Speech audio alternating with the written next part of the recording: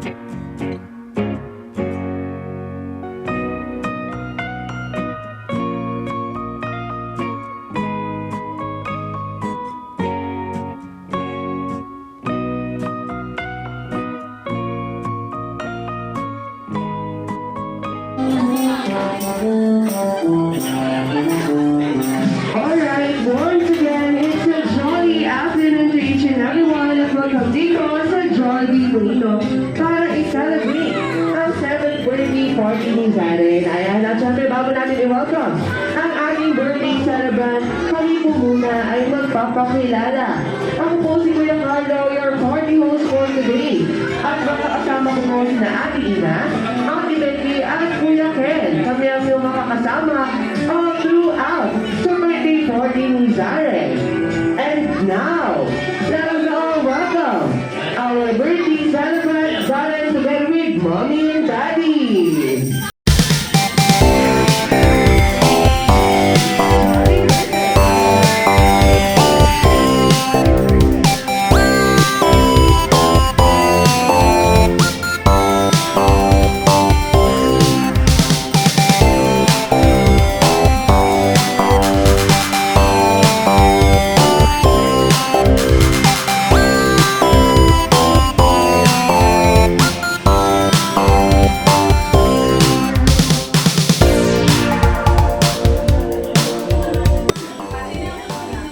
happy birthday. God bless you palagi.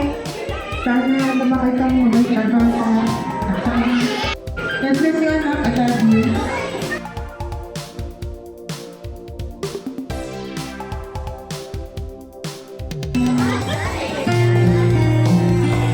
Ayan, ma'am. Ma'am Mary, dito muna, ma'am. Picture muna tayo. Yes. Alright, look at the camera in 3. 3, 2, 1. Alright, thank you so much for Ida Marie. Now let me call Fatin Gab Cabalasa. Happy birthday. Happy 7th birthday sa'yo sa akin. Ang bilis ng panahon, ang laki mo na. Dati pinapabantay ka lang sa akin ni tita. And ang wish ko lang sa'yo is maging good girl ka. Ngayon na ate ka na. And sana maging successful ka in life. Alright, thank you so much, Gab. Picture taking muna. Look at the camera in 3, 2, 1. Smile. Thank you so much, Kuya Gab. Now let me call Steven Nathan Rivera. Happy birthday, Siren. I wish good health and study hard and stay on your birthday. Alright, picture taking. Alright, look at the camera in 3, 2, 1. Smile. Alright, thank you so much, Kuya Steven.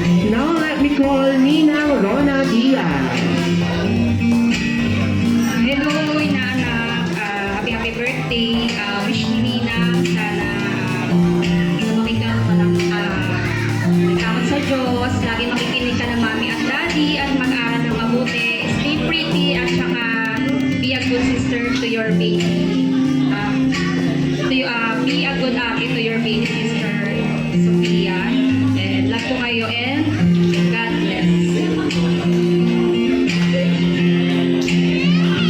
Alright, look at the camera.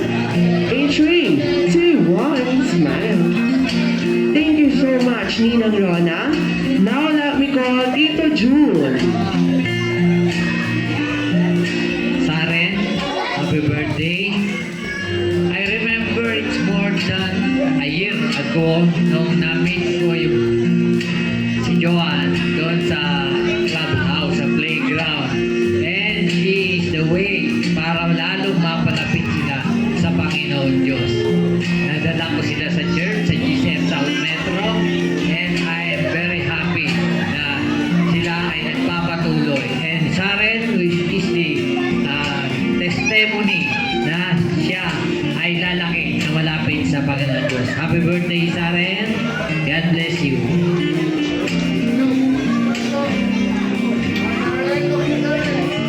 Alright, look at the camera. In 3, 2, 1, smile, Zaren, smile. Yes. Alright, thank you so much for Tito June. Now let me call Mommy MJ. Ayan, Zaren, you listen to me. Happy birthday, anak. You know, I love you and Mommy's not always angry. I'm just tired, okay? Sana ang wish ko sa'yo, mag-eat ka na ng vegetables, pork, meat, and fish, ha? Zaren, ha? Para maging lumaking healthy. And, Zaren, my wish to you, listen to me. My wish to you, sana maging mas active tayo sa church, sa Bible study, and maging good daughter ka sa amin. And I pray kay Lord na maggamitin kami ni Nick para mabigay namin yung magandang future para kay Zaren and kay Sophia. All glory to God. Maraming salamat po. Yes, Mami. Kasama ka po muna, Mami. Yes, naku, napaka-sweet naman ni Mami. Alright, look at the camera. In 3, 2, 1, smile. Thank you so much for Mami. Now, let me call Daddy Nick Antonio. Hey, Saren, I love you na. Wish sa'yo ni Daddy, yung laging sinasabi ni Jollibee, lumaking malusog. Matay. Anyway, nasabi ko na sa kanya yung love you. Alright, sige po, picture taking muna. Look at the camera. In 3, 2,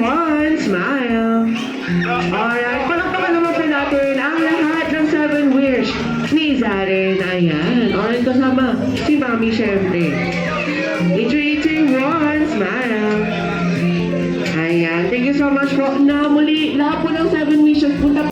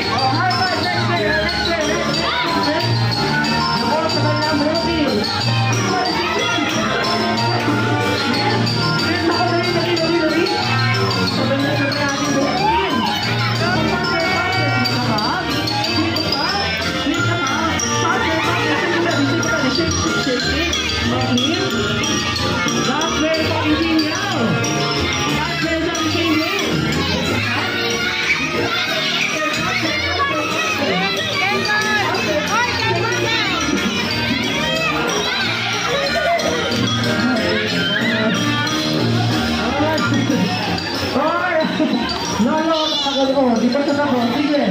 Ayan, ito ba naman kailangan namin mga Jolly Kids? Ayan, nanalo ang ating...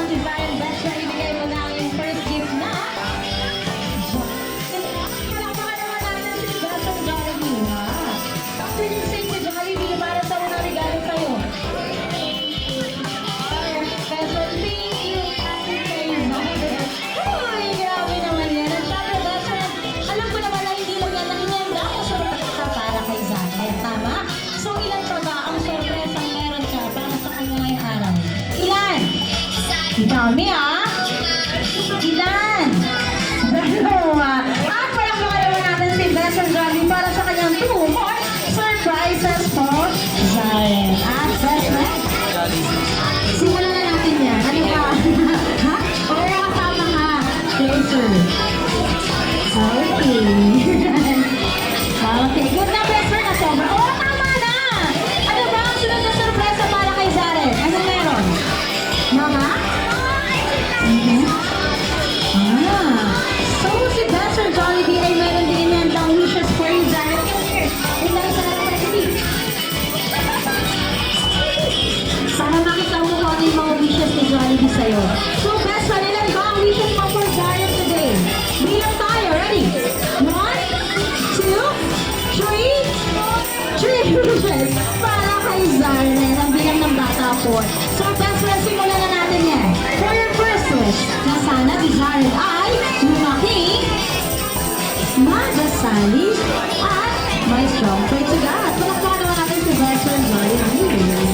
At palakpak ng bata. At para sa yung second wish, na sana si Zaren ay lumaki,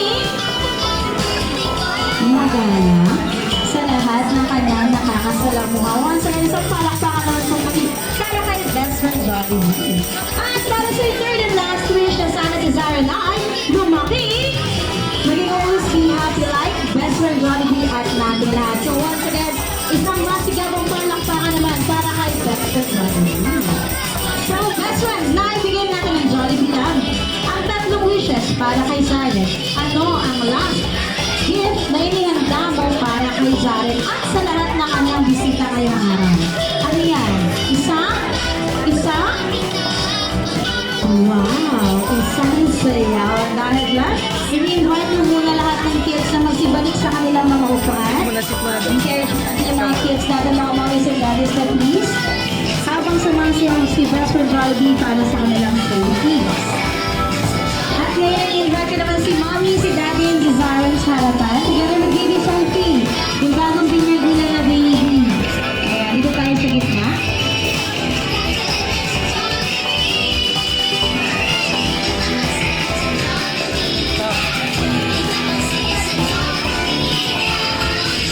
Ayan, Best Friend, bagong binyag si Baby Sophie.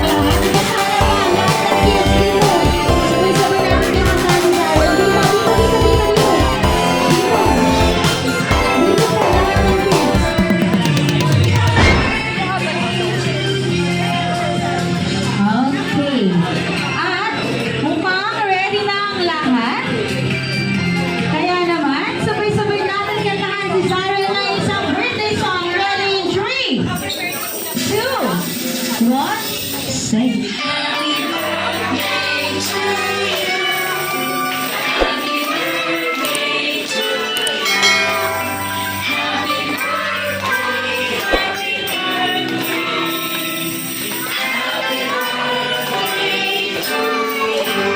Isang mas malakas at mas masayang happy birthday! Jolly birthday! Jolly birthday!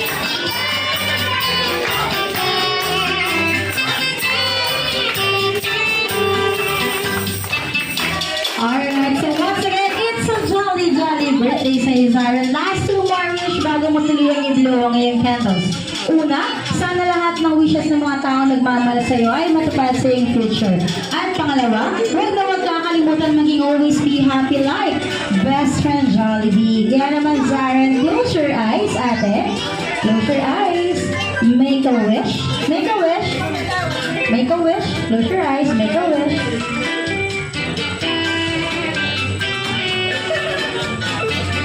And blow your candles. Ready in 3, 2, 1, blow.